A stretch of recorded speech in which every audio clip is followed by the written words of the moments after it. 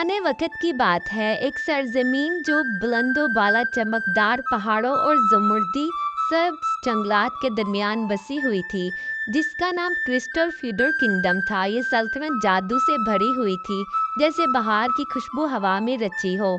इस सल्तनत का नाम इसके सबसे मुकद्दस खजाने क्रिस्टल फीडर के नाम पर रखा गया था, जो एक चमकदार खजाना था जो आसमान की ताकत और अमन की रूह को अपने अंदर समोए हुए था। क्रिस्टल फीडर सल्तनत के शाही किले की बुलंद तरीन मीनार पर रखा हुआ था, जो चांद की तरह हल्का हल्का चमकता था। कहा जाता था कि जब तक क्रिस्टल फीडर सालम और महफूज रहेगा, सल्तनत में अमन और खुशहाली बरकरार रहेगी। लेकिन अगर ये खो जाए या टूट जाए तो एक खौफनाक अंधेरा छा जाएगा, जो दहशत और अफरा तफरी फैला देगा।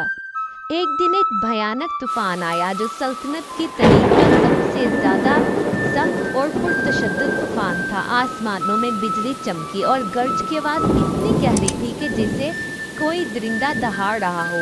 हवा इतनी तेज चल रही थी कि क्रिस्टल फीडर अपने मुकाम से उड़कर सल्तनत के बाहर जा पहुंचा। आसमान स्याह हो गया और सरसब्ज जमीन सूखने लगी। अपने घर को बचाने के लिए बादशाह और मलिका ने सल्तनत के सबसे बहादुर 3 भाइयों को बुलाया। अपने घर को बचाने के लिए बादशाह और मलिका ने अपनी सरजमीन से 3 बहादुर नौजवानों को बुलाया, जो के 3 भाई थे। इस क्रिस्टल फीडर को ढूंढने के लिए 3 नौजवान भाई खलील, यूसुफ और अमीन तैयार थे। ये तीनों भाई बहुत ज़हीन और बहादुर थे और सल्तनत के लिए इतना बड़ा खतरा मोल लेने के लिए राजी थे। बादशाह इन तीनों भाइयों की बहादुरी से बहुत खुश हुआ। बादशाह इन भाइयों को मुखातिब करके कहने लगा, अगर तुम ये क्रिस्टल फीडर लाने में कामयाब हो जाते हो तो मैं अपनी छोटी बेटी की शादी खलील से करवा दूंगा। आलिया, जो कि बादशाह की बेटी थी, वो खलील की बहादुरी से बहुत मुतासिर थी और उसे पूरा यकीन था कि खलील क्रिस्टल फीडर को ढूंढकर ले आएगा। इसी तरह तीनों भाई सुबह सवेरे निकले अपने साथ शाही कुतुब खाने का नक्शा और कुछ सामान लेकर।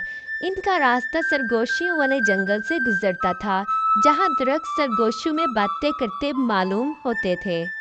जंगल के अंदर उन्होंने एक मखलूक को देखा, जो एक गिरे हुए दरख्त के नीचे फंसी हुई थी, एक छोटी चमकती हुई चांदनी की लोमड़ी।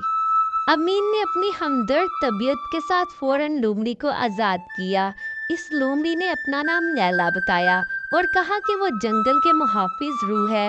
अपनी मदद की शुक्रिया में लैला ने वादा किया कि वो उन्हें रास्ता दिखाएगी और उन्हें आने वाले खतरात के बारे में भी खबरदार करेगी।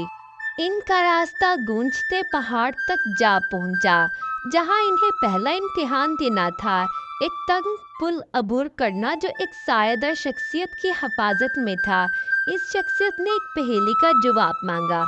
मैं बगैर परों के उड़ता हूँ, बगैर आंखों के रोता हूँ, जहाँ भी जाता हूँ अंधेरा दूर भाग जाता है, मैं कौन हूँ बताओ। इस शख्सियत ने इन तीनों भाइयों से ये पहेली पूछी। यूसुफ, जो 3 भाइयों में सबसे ज्यादा ज़हीन था, और उसने पुरइत्तमाद जवाब दिया, बादल। ये जवाब सुनकर सायादार शख्सियत धुंध में बदल गई और वो गुजरने में कामयाब हो गए।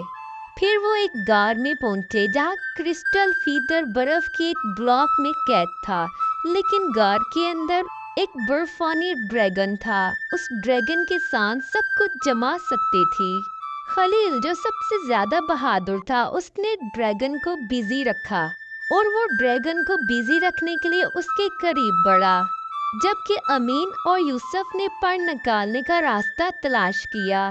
अमीन और यूसुफ ने लैला की एक बात याद की, जो कि लैला ने इन्हें बताई थी कि कुछ भी गर्म करने के लिए ये अल्फाज याद रखना और इसे 3 दफा दोहराना। और वो अल्फाज ये थे, गरम गर्मी गरमा दे दिल, गरम गर्मी गरमा दे दिल, गरम गर्मी गरमा दे दिल। अमीन ने बर्फ पर हाथ रखते हुए ये डायलॉग 3 दफा बोला, गरम गर्मी गरमा दे दिल, गरम गर्मी गरमा दे दिल, गरम गर्मी गरमा दे दिल। और दूसरी तरफ खलील ने आग जलाकर ड्रैगन के करीब फेंक दी, जिससे ड्रैगन तबाह हो गया। और इसी तरह सारी बर्फ पिघल गई और वो पर को निकालने में कामयाब हो गए। क्रिस्टल फीडर के साथ तीनों भाई बादशाहत में वापस आ गए और फिर खलील ने उस फीडर को मीनार पर वापस रखा।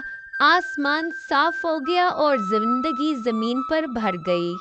और इसी तरह बादशाह ने खलील की शादी अपनी छोटी बेटी से करवा दी और महल में एक शानदार जश्न हुआ जिसमें खलील और बादशाह की बेटी की शादी को काफी धूमधाम से मनाया गया।